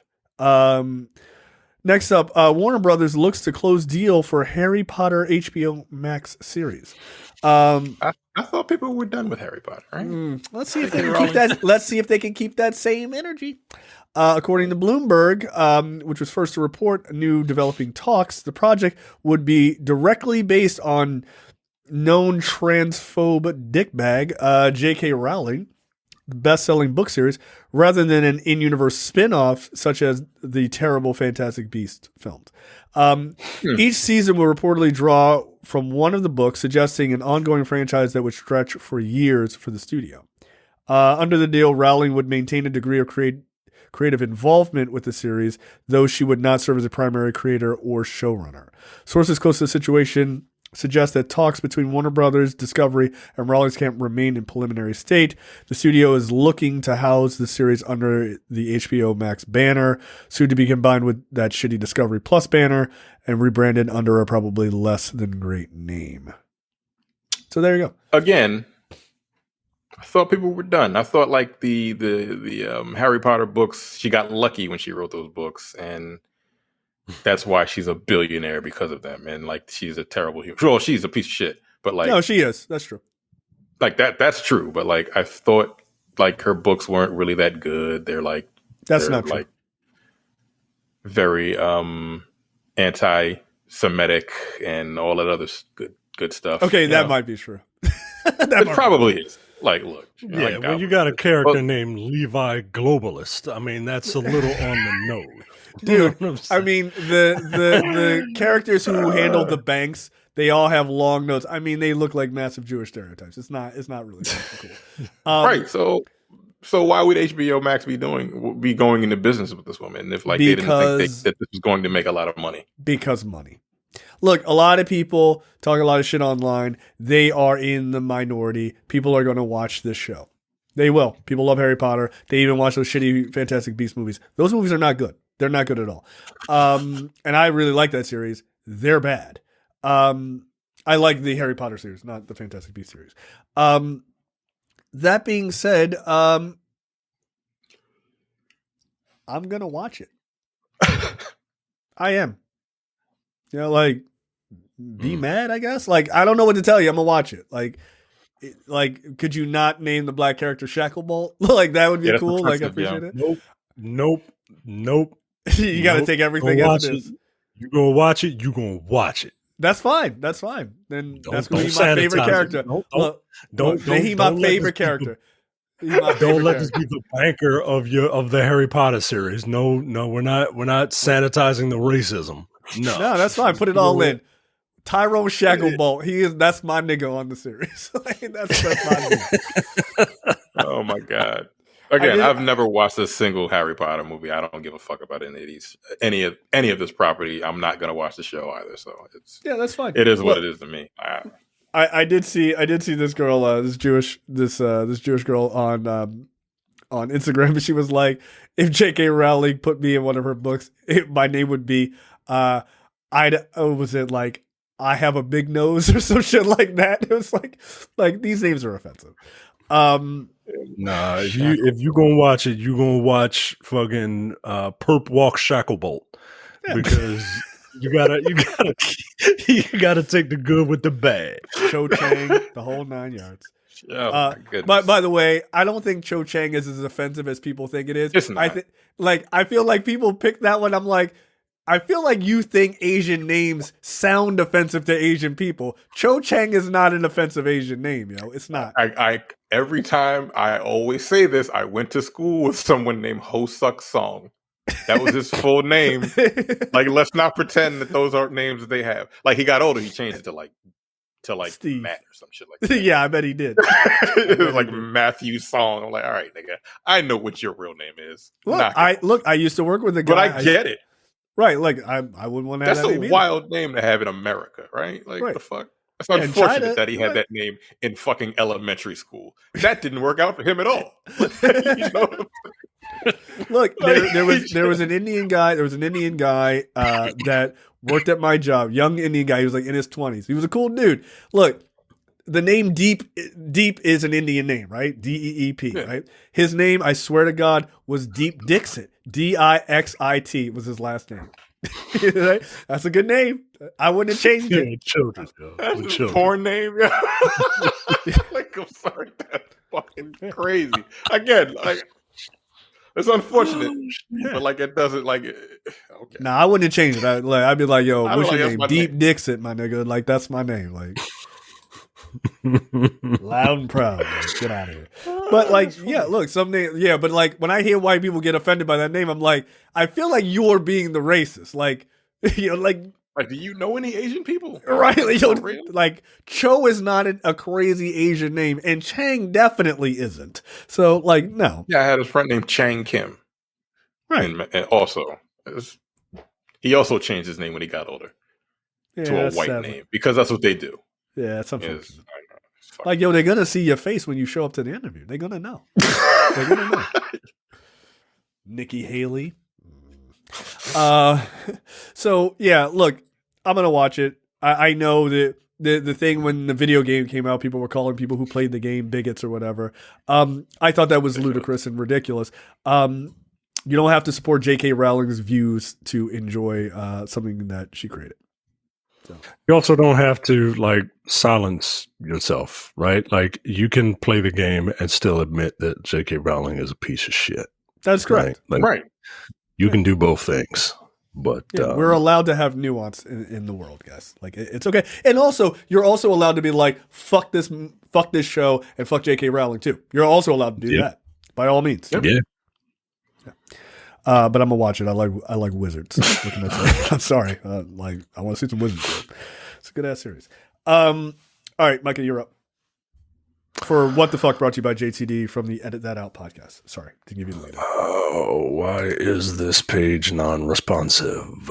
Okay, a man who fathered more than 550 children has been accused of threatening the well-being of the children out of his sheer desire to reproduce in all corners of the world. Jonathan M., a 41-year-old serial sperm donor, is being accused of prioritizing his urge to consistently reproduce above the physical and mental well-being of his children. Guidelines of this place state that a man can only donate their sperm up to 25 offspring or for 12 families. In order to minimize the chances of incest and to protect the mental health of the children. However, the mother of one of his many children, and an organization for donor children, claimed that he blatantly disregards the rules and fathered hundreds of children over the last decade. They are now taking legal action to prevent him from fathering any more kids. Before you go off and think that this guy is some sort of James Bond-like coxman. Remember, he's going to sperm donor clinics. So he just really likes jerking it. He really likes jizzing in cups. Yuck. Where's this guy from? Where's Nick Cannon from? California. No, this is Brad's neck of the woods. Oh, damn. He's a Dutch guy. Oh, disgusting. He's a guy from the Netherlands. How big is the Netherlands population? Yeah, I don't know, but he's responsible for it. Like he's responsible at least 550.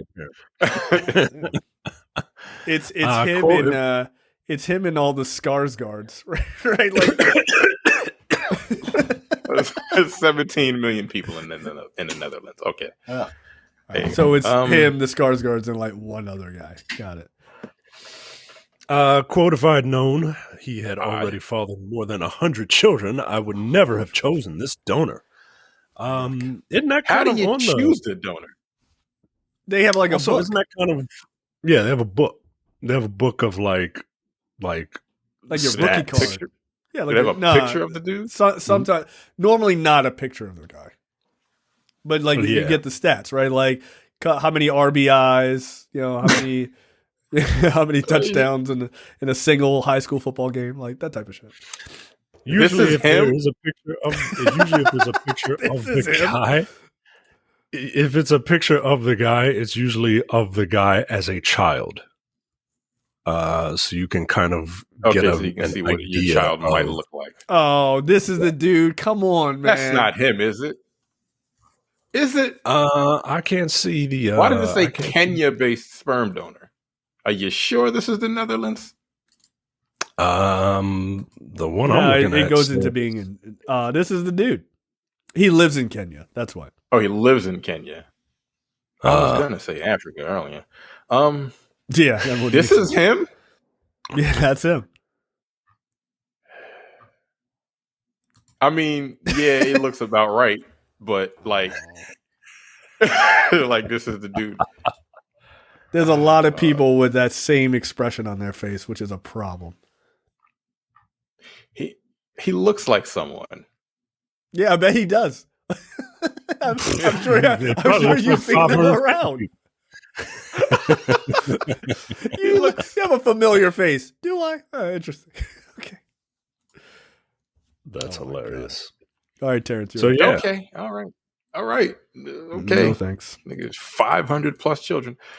All right. Me. Man learns his online girlfriend of 1 year was his best friend's wife. Ooh. Yikes. A man whose best friend's wife had introduced him to his online girlfriend of over a year recently learned that the woman he had fallen in love with had actually been his friend's wife trying to scam him. This man had been trying to raise money to start a family by growing watermelons in this place. Africa. Don't do that. Oh, come on, yo. Don't do that. You're a piece of shit. That would have been my guess. He had been gone for years, but he still kept in touch with his best friend, to whom he confessed last year that his business was going well and that he had wanted to meet a good woman. This woman told him that this dude told him that his wife had a girlfriend who was also single and that she could introduce them. I'm keeping the names out because it would make it very clear where this took place. So take a guess. About 3 months into their relationship. Wow. China. You staying with Africa? Yeah, but it's probably not right. So, where's another big place that's got a lot of brown people? India. Where's China? Jay was right. Where's China? Yeah. So yeah, I guess she wanted that watermelon money. This is bizarre. It's fucked up. Right. Trying to scam him out of his watermelon money. It's fucked up, yeah. Yeah, that's one of the most ridiculous things to say out loud. Try to scam him out of his watermelon money. That's fucked up. Yeah, to that working hard. Working real hard. Mm-hmm. My story, last one up. An elderly woman died, and her husband is in a coma after they ate deadly pufferfish for lunch. Springfield. Tourists that went to Japan. No, they didn't go to Japan. They went to some place that don't know how to fucking cook pufferfish. So, Florida. Yes. Florida. That's what I was about to say. Are you imagine ordering pufferfish in Florida? Well, it puts you in a coma and kills you. That's what happens when you order. I would barely order salmon in Florida, let alone pufferfish. Get out of here. The answer is actually Malaysia. Wow. My parents have been buying fish from the same fishmonger for many years, and so my father did not think twice about it. He would not have knowingly bought something so deadly to eat and put their lives in danger. Oh shit! He made it himself. Nope. Oh, Nope. Wait, he? Oh man, that's fucked up. Her mother, the mother began having difficulty breathing and shivering after she fried and ate the fish for lunch, and her husband soon began exhibiting similar symptoms. Okay, this is actually really fucked up. Wait, sad. So he got the pufferfish from the same person he's been getting fish from for years. And I guess they didn't realize it was a pufferfish. They fucked up? Or he just didn't know it was pufferfish? I guess he didn't know. So the guys that caught it didn't know it was pufferfish. Yeah, either. Like, what the fuck are we talking? Like, what's happening right now? Yeah, I don't know how did the pufferfish get sold? Like, you can't just sell that to anybody. Yeah, because you have to cut that right, or you're going to die. Yeah. Okay, that's fucked up.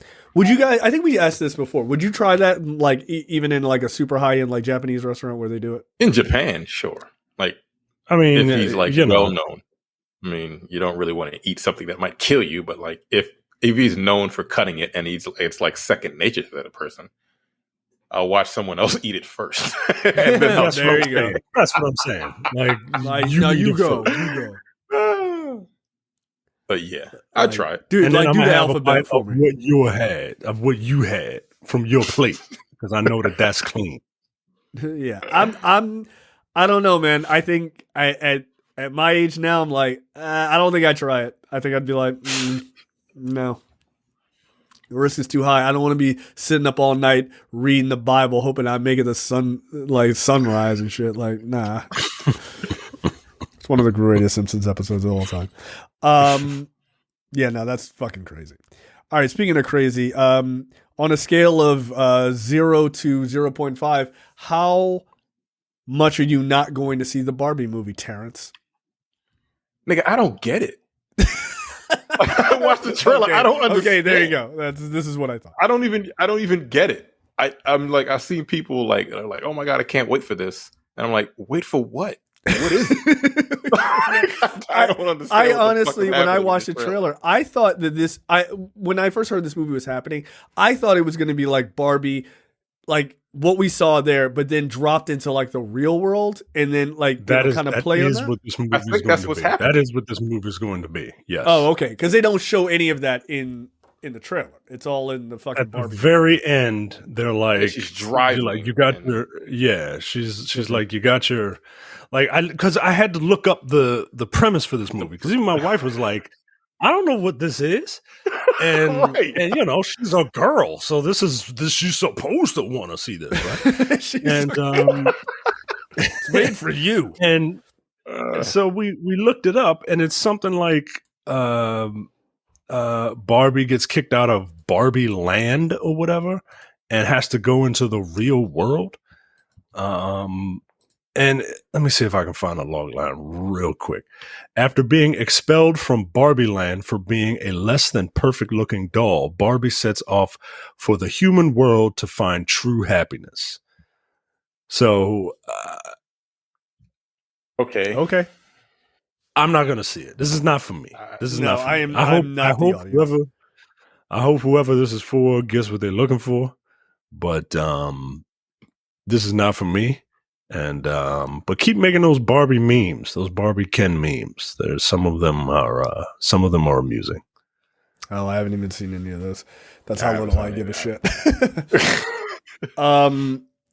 Speaking of or moving on to movies that I do give a shit about, the Extraction 2 trailer, which isn't so much a trailer as it is just an insane scene of Chris Hemsworth kicking the shit out of people. I'm here for it. I love the first movie. It's ridiculous, and this looks equally as ridiculous. It looks fun. Yep. I'm gonna watch it. This is the type of nonsense that I'm here for. In the middle of a riot and then punching a man while your arm is on fire, because that's the kind of shit as a grown up I want to see happen in a movie. Yeah. This is a boy movie. I'm Barbie is the girl movie, and this is the boy movie. This is Extraction 2 is the Ken to the Barbie the Barbie trailer. Yo, and then he took a minigun and took down a helicopter. My God. Yeah, that's insane.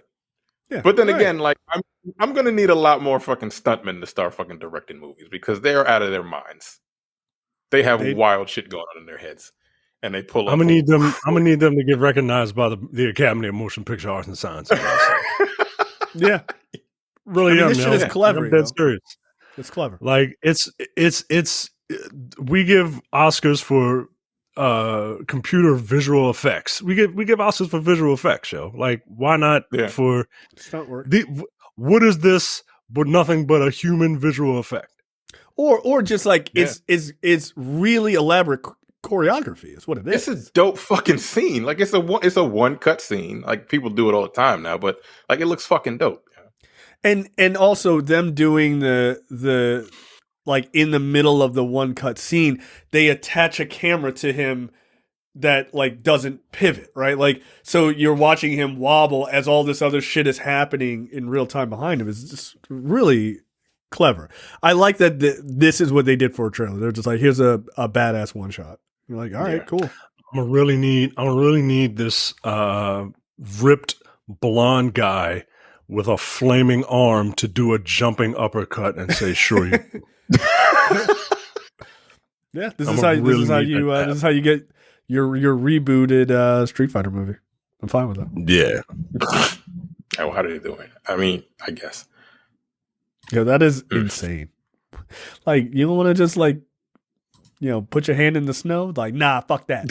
Like, I'm gonna punch this dude in the face with a flaming arm. It's dope. Like, I can't wait. Yeah, because that first one was insane.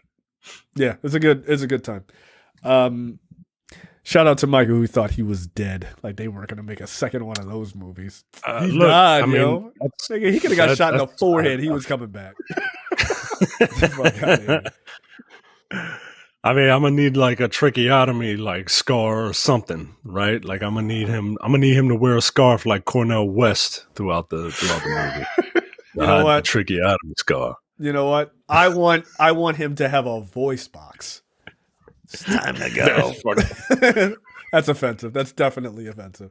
Is it? That's what they sound like. Yeah, but I feel like me putting my hand up to my throat is probably pretty offensive as it goes. Don't cancel this, probably shouldn't have done sorry. that. Our bad. Our bad. It was for comedy. Sorry.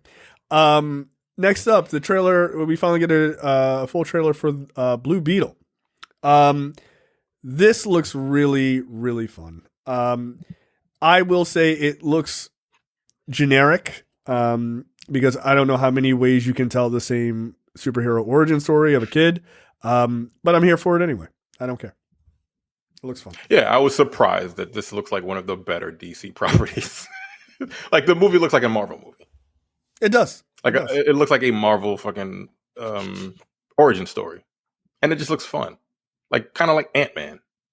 Yeah, or Spider-Man. Really, I mean, it has very Spider-Man feel. Micah, your thoughts? Yeah, man, this looks good. I understand that Zolo Maridueña is in the Cobra Kai, which I'm he's I'm good not on a that huge show. fan of Cobra Kai. He's good on That's what everyone says. Is he the main kid? Yeah, he is. Yeah, he's one of the main kids. So look, I'm happy for this kid, man. And look, I don't know much about Blue Beetle. My only exposure to him was Injustice 2. Mine too. but this looks like a cross between like Spider-Man and Iron Man. You know what I mean? Like, yeah, it looks fun, man. It looks fun, and this is something that I'm gonna check out. Yeah, and look, the nerd in me can't help but smile a little bit with him creating the Buster Sword at the end. That was kind of dope. I was like, okay, if I had any hesitation, I'm all in now. So it's fine. So yeah, I'm hoping that that costume looks really good. It's actually very well done.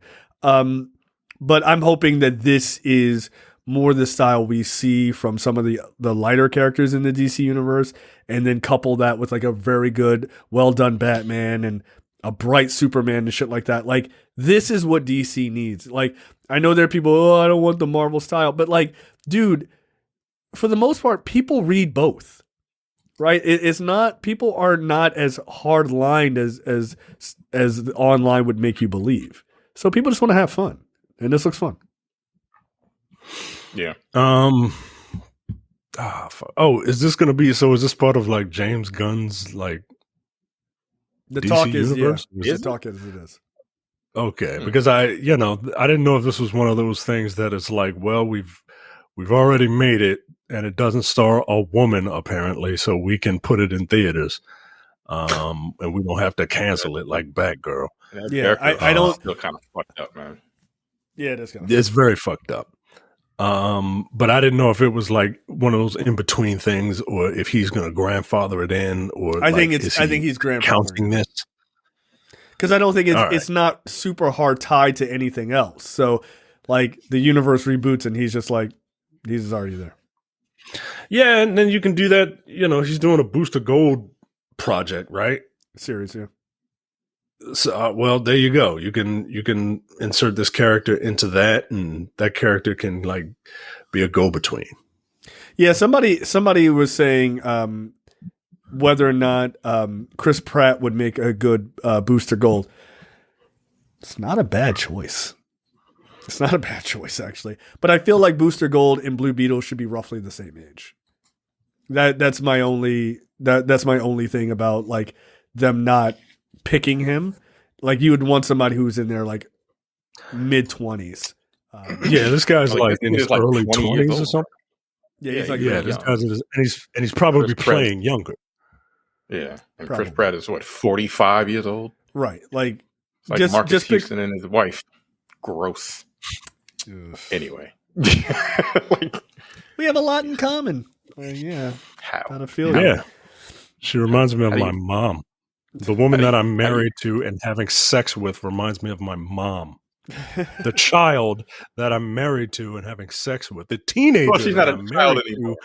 She's 20. 20. Is she still a teenager? Oh, the not legal teenager, the 20-year-old who can't vote that I'm married to. She's 22 now. Now she can vote. Oh, she's 22. Now she can vote. Okay. She can. Yeah, now she could drink last year. Yeah, finally. And her insurance is still expensive, and she can't rent a car. She can't even get a goddamn. You remember when she was 17 years old through mutual friends? Yeah, your pedophile friends. I don't have any friends I don't have any 17-year-old friends. I'm sorry. That's weird, but okay. Didn't mean to derail. That's gross, but okay. Yeah. Ew. All right. Ew. Trailer. Lastly, before we get out of here, trailer for Spider-Man Across the Spider-Verse, official trailer number 2. Which gives you way more story here. Art still looks awesome. It actually looks even better. It just looks fucking great. And it seems to be the major story is Miles is going to be forced to take on Miguel O'Hara, Spider-Man 2099. And The Spot also is featured in this, which is a perfect villain character for this style of animation. So, yeah, I'm digging it. I really want to rewatch the first one. I haven't seen it in a long time. I think The Spot was just like a red herring. I think The Spot is being introduced because the power set is going to be handy. Yeah. So what I'm getting from this trailer is, all the Spider-Men, all the spiders have have an Uncle Ben moment, right? They have an Uncle Ben that inspires them to do the right thing. And for Spider-Gwen in her world, or for Ghost Spider, excuse me, her name is Ghost Spider, right? Like, don't call her Spider-Gwen. That would be like calling Batman Bruce Man, right? So for Ghost Spider, I like Bruce Man. That's pretty good. Her Uncle Ben moment was the death of her Peter Parker. Right. And everyone has something like that. And in the comics, like, it's weird because in the comics, like, Venom killed Miles's mother when Venom was on a rampage, but then, like, Secret Wars happened, and then it's just like, all right, whatever. And she was just brought back? Yeah, she was just brought back. And like, okay. I mean, it was a reset, I guess, because they wanted different stories to tell, whatever. But everybody has that moment except for Miles. And it looks like, the way the trailer's cut, it looks like Miles is going to have to make a choice between saving his dad, probably from the trailer, or someone. But him saving that person probably has a butterfly effect throughout the multiverse. Right. And Miguel O'Hara can't allow that to happen. So yeah, he's been and then he's also being chased around by all the other spiders too, which is really because like we gotta bring balance to the multiverse or whatever. This looks so good, man. Like the first Spider-Verse movie is my favorite Spider-Man movie. I think it's the best Spider-Man movie. By far. By far. Live action or not, right? Live action or not, I think it's the best Spider-Man movie. It tells the best Spider-Man story. And it looks amazing. In the Spider-Verse comic, the reason that there are all these like multiverse shenanigans is because these people called the Inheritors, they come in and they eat spider people, right? Like for sustenance, right? And all the spiders have to stop them.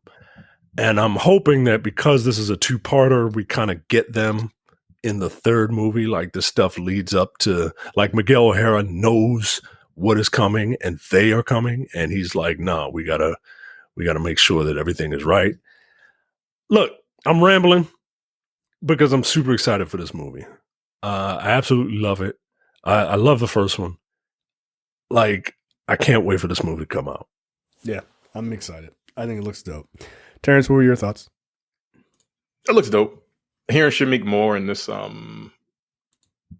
movie, I've been watching the Wu-Tang series, and he plays Raekwon. Like, I can't get that voice out of my head now. I heard that series is really good. I haven't had a chance. It's actually very good. It's interesting because it's about the Wu-Tang, and them niggas are a bunch of dorks. So they have certain episodes where they just do wild shit. Like, one is like mafia shit. One is like Enter the 36 Chambers, like old school Chinese martial arts shit. It's an interesting show. It's good. Everybody's good in it. It's pretty good. I'd check it out if you like Wu-Tang Clan. I would check it out. In fact, it's 3 seasons. Yeah, like a new season just came out, right? Yes, episode. I think this is the season finale this week. Season 3 or 2? Season 3. Yeah, I think it's the season 10 episodes. 3. Yeah. All right. So there you go. All right. That is it for us this week. We will see you guys next time. See ya. Take it easy.